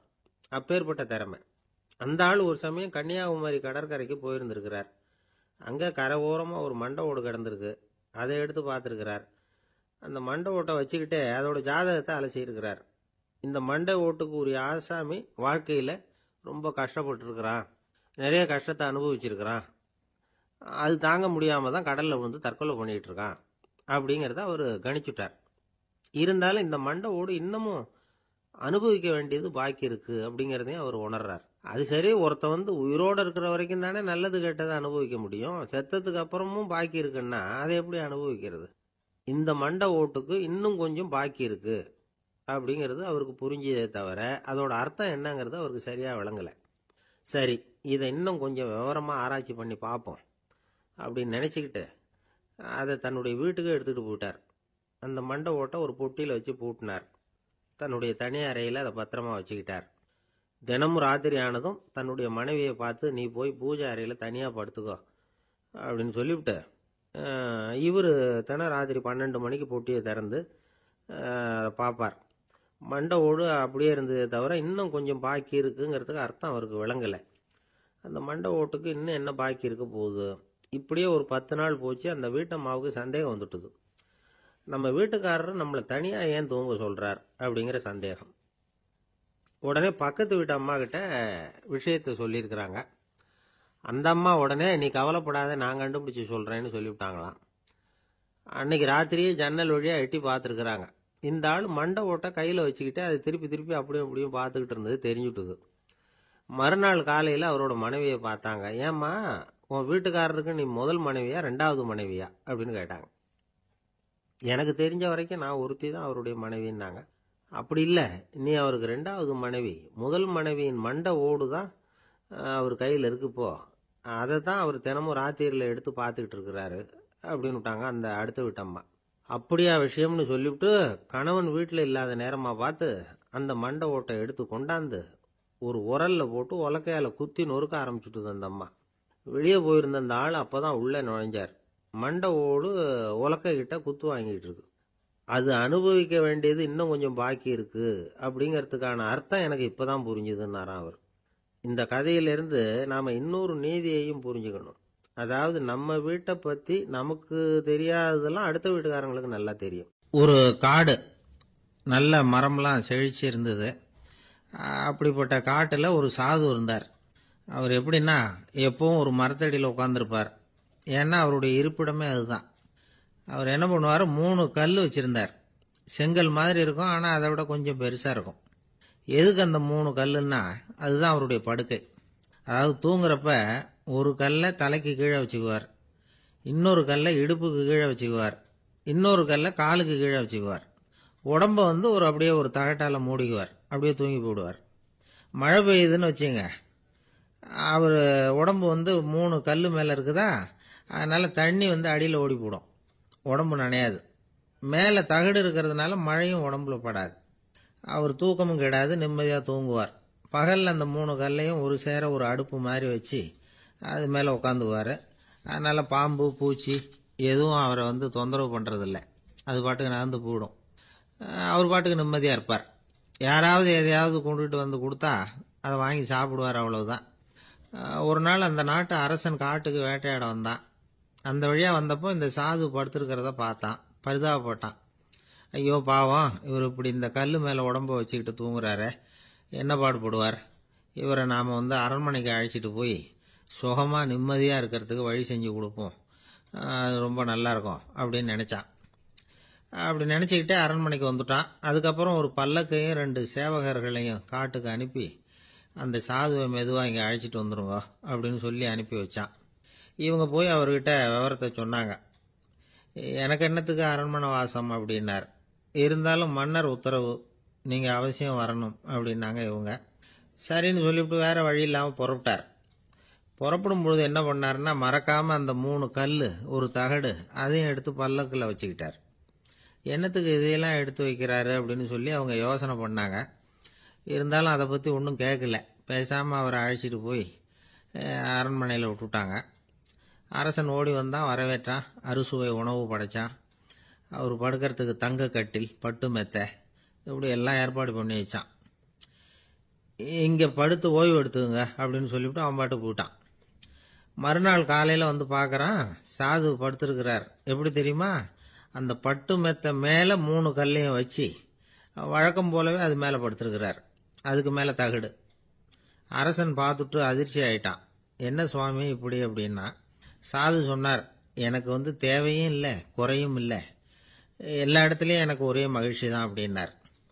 மகிழ்ச்சிங்கிறது தங்க கட்டிலேயோ பட்டு மெத்தையிலேயோ இல்லை, அது மனசில் இருக்கிற ஒரு விஷயம். உண்மையான மகிழ்ச்சிக்கு வழி மனப்பக்குவம் அப்படிங்கிறது அந்த அரசனுக்கு புரிஞ்சுதான். இந்த காலத்தில் ஒரு சாமியார், அவரை தேடி ஒரு சீடன் வந்தான்.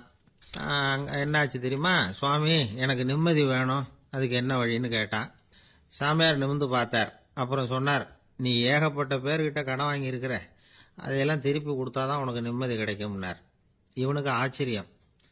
அது எப்படி சாமி, அவ்வளவு கரெக்டாக நான் கடன் வாங்கினதை கண்டுபிடிச்சிங்க அப்படின்னா. உனக்கு கடன் கொடுத்து சாமியாரா போனதே நான் தான்ப்பா, அதனால தான் இந்த கதிக்கு வந்தேன். என்கிட்டயே நிம்மதிக்கு வழி கேட்குறிய, அதுதான்டா வேதனை அப்படின்னாராம் அவர். ஒரு ஊரில் ஒரு ஆள் இருந்தான். அவனுக்கு ஒரே ஒரு மகள். அவளை நல்ல இடத்துல கட்டி கொடுக்கணும்னு ஆசைப்பட்டான். அதுக்காக மாப்பிள்ளை தேடிட்டு இருந்தான். அவன் கொஞ்சம் வசதியான ஆள், அதனால் நிறைய பேர் வந்தாங்க. இருந்தாலும் ஒரு நல்ல குணமுள்ள மாப்பிள்ளையாக இருக்கணும் அவன் எதிர்பார்த்தான். அப்படி இருக்கணும்னு தொடர்ந்து முயற்சி பண்ணான். கடைசியாக ஒரு 3 பேர் கிடைச்சாங்க. அந்த 3 பேரில் யாரை தேர்ந்தெடுக்கிறது, இதுதான் அவனுக்கு வந்த குழப்பம். இந்த நிலைமையில் ஒரு பெரியவரை தேடி போனான். அவர்கிட்ட தன்னுடைய பிரச்சனையை சொன்னான். அவர் கொஞ்சம் யோசனை பண்ணார். அதுக்கப்புறம் 3 பேரையும் கூப்பிட்டார். இதோ பாருங்கப்பா, உங்கள் 3 பேருக்கும் 3 மாத கால அவகாசம் தர்றேன். நீங்கள் இப்போ போகலாம், 3 மாதம் கழித்து திரும்பி வரலாம். அப்படி வரும்பொழுது இந்த 3 மாத காலத்தில் நீங்கள் செஞ்ச நல்ல காரியம் ஏதாவது ஒன்று சொல்லணும். அதை வச்சு உங்களில் ஒருத்தரை நாங்கள் தேர்ந்தெடுத்துக்கிறோம் அப்படின்னு சொன்னாராம். 3 பேரும் சரின்னு சொல்லிவிட்டு திரும்பி போயிட்டாங்க. 3 மாதம் ஆச்சு. அதுக்கப்புறம் ஒரு நாள் திரும்பி வந்தாங்க. அவர் அவங்கள கூப்பிட்டு உட்கார வச்சார். அப்புறம் கேட்டார், இப்போ சொல்லுங்க, இந்த 3 மாத காலத்தில் நீங்கள் செஞ்சிருக்கிற ஏதாவது ஒரு நல்ல காரியத்தை சொல்லுங்க அப்படின்னார். முதல்ல ஒருத்தன் எழுந்திருச்சு நின்னான். ஐயா, எங்கள் அப்பா இறந்த பிறகு அவரோட கணக்கு வழக்குகளை எடுத்து பார்த்துக்கிட்டு இருந்தேன். அவர் ஒரு வியாபாரிகிட்ட 10,000 ரூபா கடன் வாங்கியிருக்கிறதாக எழுதியிருந்தார். அந்த வியாபாரியும் இப்போ உயிரோட இல்லை. இருந்தாலும் அந்த வியாபாரியோட மகனை தேடி கண்டுபிடிச்சேன். கணக்கு புத்தகத்தை காட்டினேன். எங்கள் அப்பா உங்கள் அப்பா கிட்ட 10,000 ரூபா கடன் வாங்கியிருக்கிறதாக இதை எழுதியிருக்கிறார். அதனால் அதை திருப்பி கொடுக்கறதுக்காக வந்திருக்கிறேன், இந்தாங்க அந்த பணம் அப்படின்னு சொல்லி கொடுத்துட்டு வந்துட்டேன் அப்படின்னு நானும். இதை பெரியவர் கவனமாக கேட்டுக்கிட்டார். அதுக்கப்புறம் 2வது இளைஞன் எழுந்திருச்சான். ஐயா, நான் போன மாதம் ஒரு நாள் ராத்திரி வேளையில் ஒரு காட்டுப்பாதை வழியாக எங்கள் ஊருக்கு போய்கிட்டு இருந்தேன். அந்த சமயத்தில் அந்த வழியாக வந்துக்கிட்டு இருந்த ஒரு வழிப்போக்கர்கிட்ட 4-5 திருடர்கள் வம்பு வளர்த்து அவர்கிட்ட இருந்த பொருளை எல்லாம் கொள்ளையடிச்சிக்கிட்டு இருந்தாங்க. நான் உடனே ஒரு குச்சியை எடுத்துகிட்டு ஓடினேன். அந்த திருடர்களை அடித்து விரட்டினேன். பொருளை எல்லாம் மீட்டு அந்த வழிப்போக்கர்கிட்ட ஒப்படைச்சேன். அவரை பத்திரமா அழைச்சிட்டு போய் அவர் வீட்டில் விட்டுட்டு வந்தேன் அப்படின்னு நானும். இதையும் பெரியவர் கவனமாக கேட்டுக்கிட்டார். அடுத்தபடியாக 3வது இளைஞன் எழுந்திருச்சான். ஐயா, போன மாதம் ஒரு நாள் நான் ஒரு மலைப்பாதை வழியாக போய்கிட்டு இருந்தேன். மலைப்பாதை விளிம்பில் ஒரு மதகு கட்டை, அது மேலே ஒரு ஆள் படுத்து தூங்கிட்டு இருந்தான். அந்த பக்கம் தவறி உருண்டு விழுந்திருந்தான்னா அதில் பாதாளம். அது மலையடி வாரத்தில் போய் தான் விழணும், அவ்வளவு பள்ளம். அது தெரியாமல் அவன் பாட்டுக்கு தூங்கிட்டு இருந்தான். நான் உடனே அவன்கிட்ட ஓடி போய் குனிஞ்சு அவன் முகத்தை பார்த்தேன். அப்போ தான் புரிஞ்சுது, அவன் ஏற்கனவே எனக்கு தெரியும். அவனை எனக்கு நிறைய கெடுதல் பண்ணியிருக்கிறான், இடைஞ்சல் கொடுத்தவன். இருந்தாலும் ஐயோ பாவம்னு நினச்சி அவனை எழுப்பி பாதுகாப்பாக வேற ஒரு இடத்துல படுக்க வச்சுட்டு வந்தேன் அப்படின்னு நானும். பெரியவர் இதையும் கேட்டுக்கிட்டார். அதுக்கப்புறம் அவங்க 3 பேரையும் பார்த்து, நீங்கள் போகலாம், நாங்கள் யோசித்து முடிவு பண்ணி உங்களுக்கு சொல்லி அனுப்புகிறோம் அப்படின்னாராம். அந்த இளைஞர்கள் புறப்பட்டு போயிட்டாங்க. அதுக்கப்புறம் அந்த பெண்ணோட அப்பாவை பார்த்து சொன்னார், இந்த 3 பேருமே நல்ல பிள்ளைங்க தான், அதில் ஒன்றும் சந்தேகம் இல்லை. இருந்தாலும் இந்த 3 பேர் செஞ்ச செயல்களையும் ஒப்பிட்டு பார்க்க வேண்டியிருக்கு. முதல் இளைஞன் நேர்மைக்கு எடுத்துக்காட்டாக விளங்குறான். இந்த காலத்தில் இது மாதிரி இளைஞர்களை பார்க்கறது ரொம்ப கஷ்டம்தான். இருந்தாலும் அவன் கடமையை தான் செஞ்சான். 2வது இளைஞன் நல்ல வீரன், தைரியசாலி. ஒரு வீரன் எதை செய்யணுமோ அதைத்தான் இவன் செஞ்சான். இவன் ஒரு லட்சிய மனிதன். 3வது இளைஞன் தன்னுடைய பகைவனுக்கே உதவி செஞ்சிருக்கான். அவன் உயிரை காப்பாற்றியிருக்கிறான். பகைவனுக்கு அருள்வதுங்கிறது ஒரு சாதாரண மனுஷனால் செய்யக்கூடிய காரியம் இல்லை. பகையை மறக்கிறதும் பகைவனுக்கு அருள்வதும் தெய்வீக பண்புகள். அதனால் இவனையே உன்னுடைய மகளுக்கு ஏற்ற மாப்பிள்ளையா தேர்ந்தெடுக்கலாம் அப்படின்னு சொன்னாங்களாம். ஒரு நல்ல நாளில் அவங்களுக்கு திருமணம் நல்ல விதமாக நடந்து முடிஞ்சுதான். இது சுவாமி சின்மயானந்தர் சொல்லியிருக்கிற ஒரு கதை. இதிலிருந்து நாம் புரிந்து கொள்ள வேண்டிய ஒரு கருத்து, நமக்கு கெடுதல் பண்ணவங்களுக்கும் நாம் நல்லது செய்யணும். ஆனால் நடைமுறையில் அப்படி நம்மளால் செய்ய முடியறதில்ல. அதுதான் சிக்கல். நம்மால் ஒருத்தங்கிட்ட கேட்டேன், ஏண்டா உன்னுடைய பகைவன் ஒருத்தன் அது மாதிரி ஒரு மலைப்பாதை மதகு கட்டையில் படுத்திருந்தா உடனே நீ என்ன நினைப்ப அப்படின்னு கேட்டோம். இது ஒரு அருமையான சந்தர்ப்பம்னு நினைப்பேன் அப்படின்னா. எதுக்குன்னு கேட்டோம். அவனை அந்த பக்கமாக உருட்டி கீழே தள்ளுறதுக்கு அப்படின்னா. துருக்மேனியாவில் அஷ்காபாத் அப்படின்னு ஒரு நகரத்தில் ஒரு புவியியல் விஞ்ஞானி இருந்தார். அவர் ஒரு நாய்க்குட்டி வளர்த்தார். ஒரு நாள் முன்னிரவு நேரம் ஒரு மேஜைக்கு முன்னாடி உட்காந்து அந்த விஞ்ஞானி ஏதோ கணக்கு போட்டுக்கிட்டு இருக்கிறார். அவருக்கு ஒரு சின்ன பெண் குழந்தை, அது தொட்டிலில் தூங்கிட்டு இருக்குது. அந்த நாய்க்குட்டியும் ஒரு மூலையில் படுத்து அது பாட்டுக்கு தூங்கிட்டு இருந்தது. ஒரே அமைதி. அந்த நேரத்தில் திடீர்னு அந்த நாய்க்குட்டி துள்ளி எழுந்திரிச்சது. நேராக குழந்தைகிட்ட ஓடிச்சு.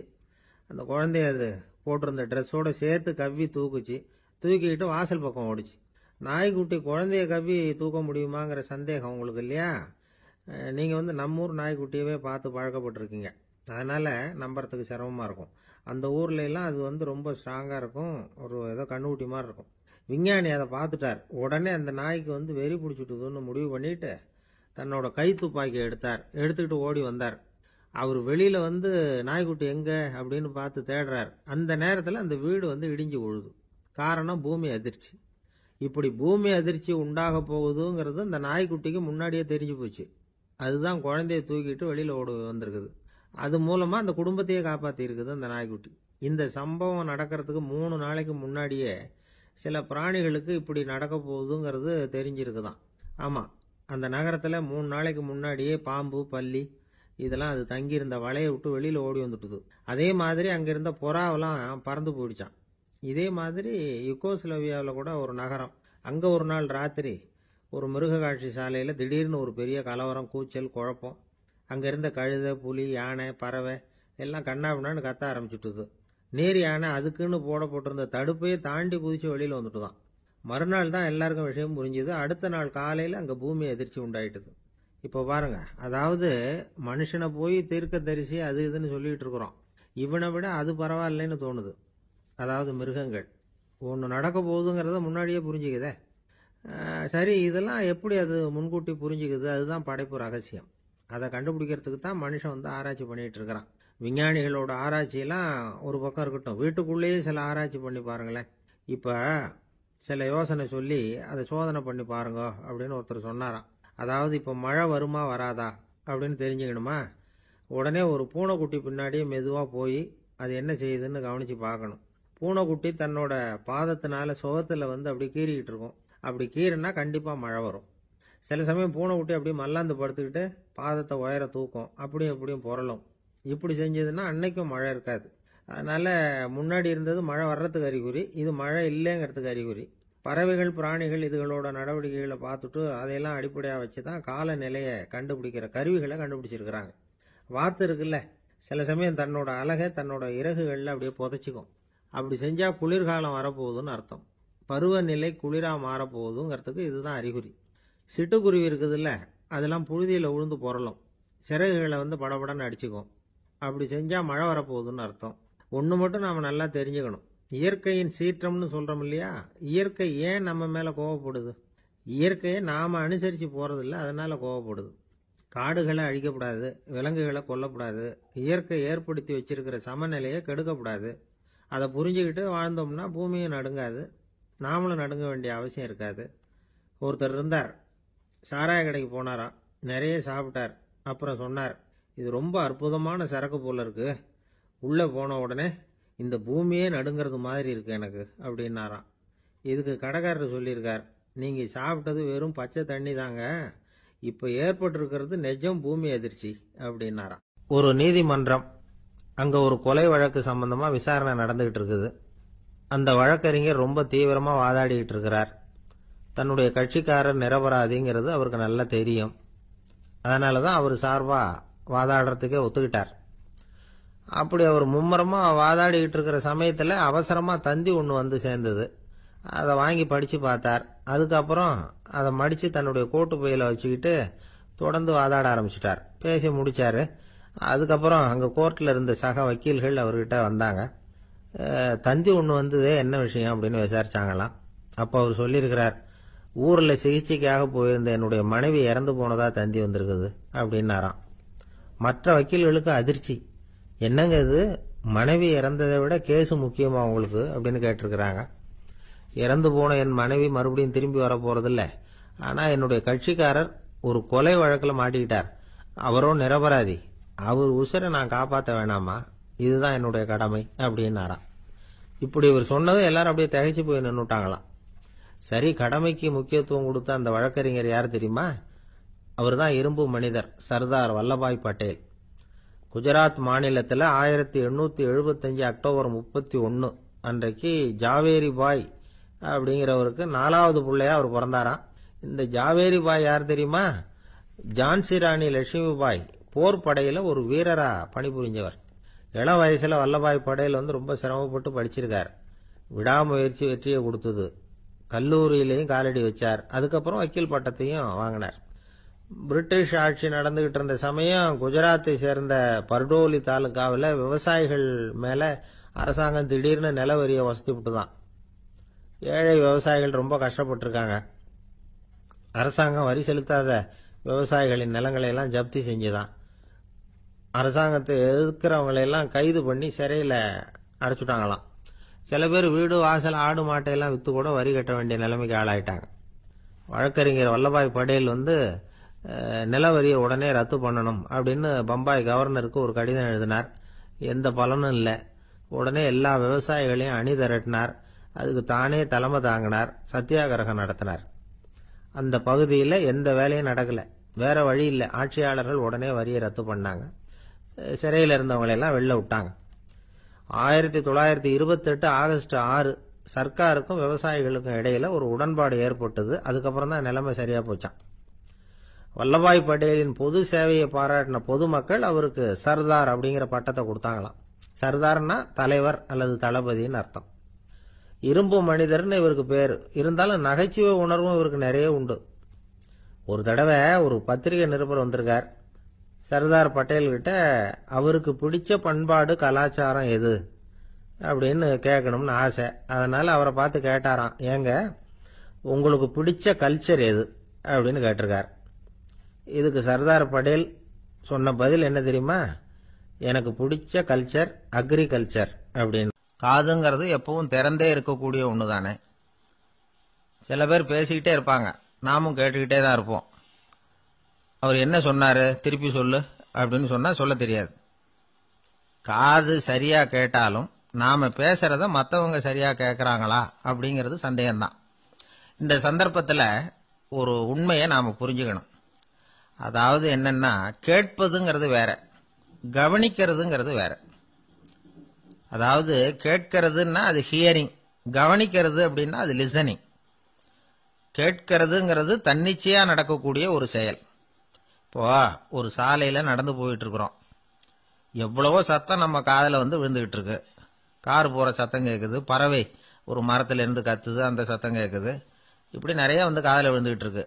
ஆனா கவனிக்கிறதுங்கிறது எப்படின்னா, நம்ம முழு மனசை செலுத்தி உன்னிப்பா கேட்கறது. எத்தனையோ சத்தத்துக்கு நடுவுல தன்னுடைய குழந்தை அழற சத்தத்தை தாய் தெரிஞ்சுக்க முடியுது இல்லையா? அது மாதிரி விவரம் தெரிஞ்சவங்க எல்லாம் என்ன சொல்றாங்கன்னா, கவனித்தல் அதாவது லிசனிங் அப்படிங்கிற செயல்ல 3 அம்சங்கள் இருக்கிறதாக சொல்றாங்க. அது என்ன 3 அம்சங்கள் அப்படின்னா, முதல்ல காதால கேட்கறது, இது முதல் அம்சம். ரெண்டாவது என்னன்னா கேட்டதை புரிஞ்சுக்கிறது. மூணாவது என்னன்னா என்ன புரிஞ்சுக்கிட்டோம்ங்கிறத தெரிவிக்கிறது, ஃபீட்பேக் அப்படின்னு சொல்றமே. அது ஒரு ஆசிரியர் வகுப்புல பாடம் நடத்திக்கிட்டு இருக்கிறார். வெறுமனே கேட்கிற குழந்தை ஒரு காதால வாங்கி இன்னொரு காதால விட்டுடும். அதாவது கேட்கிற குழந்தை அப்படி செய்யும். ஆனா கவனிக்கிற குழந்தை கேட்டதை புரிஞ்சுக்கும். என்ன புரிஞ்சுக்கிட்டேன்னு கேட்டா பதில் சொல்லும். இதுதான் கேட்கறதுக்கும் கவனிக்கிறதுக்கும் உள்ள வித்தியாசம். ஒரு புள்ளி விவர கணக்கு என்ன சொல்லுது தெரியுமா? ஒரு மனிதன் எழுதுறது மூலமா 6% அறிவை பெருக்கிக்கிறானா, எழுதுறது மூலமா. படிக்கிறது மூலமா 19% அறிவை பெருக்கிக்கிறானா. பேசுறது மூலமா 30% அறிவை பெருக்கிக் கொள்ளுகிறான் அப்படின்னு சொல்றாங்க. ஆனா பாருங்க, கவனிக்கிறது மூலமா 45% அறிவை பெருக்கிக் கொள்ளுகிறான் அப்படிங்கிறது புள்ளி விவரம். அதனால கற்றலின் கேட்டல் நன்று அப்படின்னு சொல்றாங்க இல்லையா, அது இதுதான். அதனால கவனிக்கிறது மூலமா அதிக அறிவை நாம பெருக்கிக் கொள்ள முடியும். கேள்வி ஞானம் தான் ரொம்ப சிறந்தது அப்படிங்கிறார் வள்ளுவர். அதாவது கவனிச்சு கேட்கணும், அதுதான் முக்கியம். மற்றவங்க சொல்றத நல்லா கவனிக்க முடியாதபடிக்கு நாமே சில தடைகளை ஏற்படுத்திக்கிறோம், அல்லது நம்ம அறியாமலே அப்படி ஒரு தடை உண்டாயிடுது. அந்த தடைகளை தாண்டணும் அல்லது தகர்த்து எறியணும் அப்படிங்கிறது பெரியவர்கள் சொல்லுகிற யோசனை. அது என்ன தடைகள் அப்படின்னா, நமக்கு தெரியாத இவர் என்ன சொல்லிட போறார் அப்படிங்கிற நினைப்பு, இது ஒரு தடை. சொல்லி முடிக்கிறதுக்கு முன்னாடியே குறுக்க பேசுறது, மனசு அங்கேயும் இங்கேயும் அலையிறது, இதெல்லாம் தான் தடைகள். ஆசிரியர் பாடம் நடத்துறார் அப்படின்னா மாணவர்கள் அக்கறையா கவனிக்கணும், அப்பதான் பரீட்சையில பாஸ் ஆக முடியும். வீட்டுக்குள்ள கணவன் சொல்றத மனைவி கவனிச்சு கேட்கணும், மனைவி சொல்றத கணவன் கவனிச்சு கேட்கணும், இல்லைன்னா குழப்பமாயிடும். ஒரு அம்மா கோயிலுக்கு போனாங்க, சேலையில ஒரு முடிச்சு போட்டிருந்தாங்க. எதுக்கு சேலையில முடிச்சு போட்டு வச்சிருக்கிறீங்க அப்படின்னு கேட்டாங்க. எங்க வீட்டுக்காரர் ஒரு கடிதத்தை மறக்காம தபால் போட்டியில போட்டுணும்னு சொன்னார், ஞாபகத்துக்காக முடிச்சு போட்டு வச்சிருக்கிறேன் அப்படின்னாங்க. கடிதத்தை பெட்டியில போட்டுட்டீங்களா அப்படின்னு கேட்டாங்க. அது எப்படிங்க முடியும், அவர் கடிதத்தை என்கிட்ட கொடுக்க மறந்துட்டாரே அப்படின்னாங்களாம். அதனால மறக்கப்படாதுன்னு நினைச்சுக்கிட்டே மறந்து விடுறது, இப்படி ஒரு வாழ்க்கை. அதனால வாழ்க்கையில நமக்கு இருக்கிறது செவிச்செல்வம் ரொம்ப முக்கியமானது.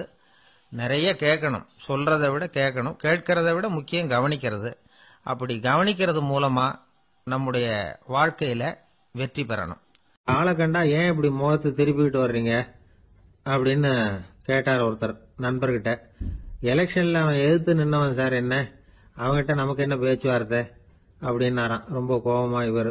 சரி, அந்த ஆள் யாருன்னு கேட்டேன். என் கூட பிறந்த தம்பி தான் சார் அப்படின்னார் அந்த கோபம் குறையாமல். அதாவது நம்ம ஊர் நிலவரம் இப்படி, அதாவது அண்ணனும் தம்பியும் எதிர்த்து நிப்பாங்க தேர்தல்ல, ஒருத்தர் கண்டா பேசிக்கிறது இல்ல. ஆனா இங்கிலாந்துல எப்படி தெரியுமா, அங்க ஒரே மேடையில போட்டி போடுற 2 வேட்பாளர்களும் பேசுவாங்களாம், பட்டிமன்றம் மாதிரி. ஒருத்தர் முதல்ல எழுந்திருப்பார், நான் இந்த தேர்தலில் வெற்றி பெற்றால் என்னென்ன செய்வேன் அப்படின்னு சொல்லிவிட்டு உட்காருவார். அதுக்கப்புறம் அடுத்தவர் எழுந்திருப்பார், அவர் சொல்லுவார், நான் வெற்றி பெற்றா இந்த மக்களுக்கு என்னென்ன செய்வேன், இந்த நாட்டுக்கு என்னென்ன செய்வேன் அப்படிங்கறத சொல்லிவிட்டு உட்காருவார். 2 பேரும் ஒரே மேடையில பேசுவாங்க. மக்கள் 2 பேர் பேச்சையும் கேட்டுக்கிட்டு ஒரு முடிவுக்கு வருவாங்க. இதுதான் அங்க உள்ள பழக்கம். இங்க அப்படி இல்ல, இங்க ஒருத்தர் பார்த்தாவே முகத்தை திருப்பிக்கிறது. ஒரு தடவை இது மாதிரி ஒரு கூட்டம் நடந்துகிட்டு இருக்கு, அங்க வெளிநாட்டுல தான். நேரத்துக்கு சரியா ஒரு வேட்பாளர் வந்து சேரல. இது இங்கிலாந்துல நடந்த நிகழ்ச்சி. அப்புறம் என்ன ஆச்சுன்னா, ஒருத்தர் வந்துட்டாரு, இன்னொருத்தர் வந்து சேரல. அப்புறம் உடனே அந்த ஒருத்தர் வந்தவர் பேச ஆரம்பிச்சிட்டார். அதாவது அந்த இன்னொருத்தர் சார்பாவே பேசிட்டாராம். அதாவது அவர் வரல, நான் அவரு சார்பா நான் பேசிடுறேன். அதாவது அவர் ஜெயிச்சுட்டா அவர் என்னென்ன செய்வார் இந்த நாட்டுக்கு அப்படின்னு சொல்லி அவர் பக்கத்துல உள்ள நியாயத்தை எடுத்து இவரே சொல்லிட்டாராம். இப்படிலாம் அங்க நடந்துதான். இது எப்பேற்பட்ட தேர்தல் பண்பாடு பாருங்க. அதனால இன்னொரு விஷயம், இப்ப இங்கிலாந்துல எல்லாம் ஓட்டு கேட்கறப்ப வெற்றியா தோல்வியாங்கிறத ஓரளவுக்கு யூகிச்சுடலாமா. இப்போ ஒரு வேட்பாளர் ஒரு வீட்டுக்கு முன்னாடி போய் நின்று எனக்கு ஓட்டு போடுங்கன்னு கேட்கறாருன்னு வச்சுங்களேன், அதுக்கு என்ன பார்த்து செய்யறோம், போயிட்டு வாங்க அப்படின்னு சில வீடுகள்ல வாசல்ல நின்னே சொல்லி அனுப்பிச்சிருவாங்களாம். வேற சில வீடுகள்ல எப்படின்னா வேட்பாளரை வீட்டுக்குள்ள கூப்பிட்டு காபி சாப்பிட சொல்லி உபசரிச்சு அதுக்கப்புறம் அனுப்பி வைக்கிறது வழக்கமா. இதுல எந்த வீட்டு ஓட்டு நிச்சயம் தெரியுமா? வாசல்ல நின்னே வழி அனுப்பி வச்சுடுறாங்க பாருங்க, அவங்க ஓட்டு நிச்சயம். உள்ள கூப்பிட்டு காப்பி கொடுத்து அனுப்புறாங்க பாருங்க, அவங்க ஓட்டு நிச்சயம் இல்லையா. சரி, அப்புறம் ஏன் அந்த உபசரிப்பு அப்படின்னு கேட்டா அதுக்கு ஒரு காரணத்தை சொல்றாங்க. அதாவது அது ஒரு அனுதாபத்தை தெரிவிக்கிற முறையா. ஐயோ பாவம், நாம இவருக்கு ஓட்டு தான் போட போறதில்ல, எதையாவது செய்வோம், காப்பியாவது சாப்பிட்டு போட்டோம் அப்படிங்கிற எண்ணமா. இப்படி அந்த ஒரு பழக்கம். ஆக அந்த ஊர்ல நிறைய காப்பி சாப்பிடணும்னு ஒருத்தர் ஆசைப்பட்டா தேர்தலில் தோத்து போறதுக்கு தயாரா இருக்கணும். ஒரு சமயம் ஒரு ஊர்ல தேர்தல் நடந்துதான். ஒரு தொகுதியில நின்று தோத்து போன ஒருத்தர் கையில ஒரு துப்பாக்கியோட ஊருக்குள்ள சுத்திக்கிட்டு இருந்தாராம். ஒரு போலீஸ்காரர் அவரை பார்த்துட்டு சந்தேகப்பட்டிருக்கார். அதனால அவரை தடுத்து நிறுத்தி, என்ன இது துப்பாக்கியோட சுத்துறீங்களேன்னு விசாரிச்சிருக்கார். இதுக்கு அவர் சொன்னாராம், சார், இந்த தொகுதியில மொத்தம் 1,00,000 வாக்காளர்கள், அதுல எனக்கு 10,000 பேர் மட்டும்தான் எனக்கு ஓட்டு போட்டிருக்கிறாங்க. அப்படின்னா எனக்கு வேண்டாதவங்க இந்த தொகுதியில 90,000 பேர் இருக்கிறாங்கன்னு அர்த்தம். இப்படி ஒரு சூழ்நிலையில நான் என்னுடைய பாதுகாப்புக்கு ஆயுதம் இல்லாம நடமாடலாமா அப்படின்னு கேட்டாராம். எவ்வளவு எச்சரிக்கை பாருங்க. நம்ம ஊர்ல சில பேர் ஓட்டு கேட்கிற விதமே தனி. ஒருத்தர் ரொம்ப சாமர்த்தியமா ஓட்டு கேட்பாராம். அவர் எப்படின்னா, ஒரு வீட்டுக்கு போறாருன்னு வச்சுங்களேன், அந்த நேரம் அந்த வீட்டுக்காரரு என்ன செஞ்சுக்கிட்டு இருக்கிறாரோ அதே வேலையை இவரும் கொஞ்ச நேரம் செய்வாராம், அவருக்கு ஒத்தாசையா. அதுக்கப்புறம் மெதுவா பேச்சு கொடுப்பார், ஓட்டு கேட்பார், இது மாதிரி எலெக்ஷன்ல நிக்கிறேன் கவனிக்கணும்னு. அது மாதிரி ஒரு தடவை அவர் போனப்ப அங்க அவர் என்ன பண்ணிட்டு இருக்காரு, வீட்டுக்கு பின்னாடி மாட்டு கொட்டையில பால் கறந்துகிட்டு இருக்காரு ஒரு பசுமாட்டுக்கிட்ட. அந்த வீட்டுல இவர் ஓட்டு கேட்க போனவர் இவர் ஓடி போய் இன்னொரு சொம்பை எடுத்துக்கிட்டு அதே மாட்டுக்கு இன்னொரு பக்கம் போய் உட்காந்துக்கிட்டு இவரும் பால் கறக்க ஆரம்பிச்சிட்டார். எதிர உட்காந்துட்டு இருக்காரு அவரு, இவரு இந்த பக்கம் உட்காந்துருக்காரு. கீழே கொஞ்சம் குனிஞ்சு பார்த்தா ஒருத்தர் முகத்தை ஒருத்தர் பார்க்கலாம். கொஞ்ச நேரம் ஆனதுக்கு அப்புறம் இவர் மெதுவா அவர்கிட்ட பேச்சு கொடுத்தாராம், இது மாதிரி நான் எலெக்ஷன்ல நிக்கிறேன், நீங்க ஓட்டு போடணும், அதுக்காக தான் வந்தேன்.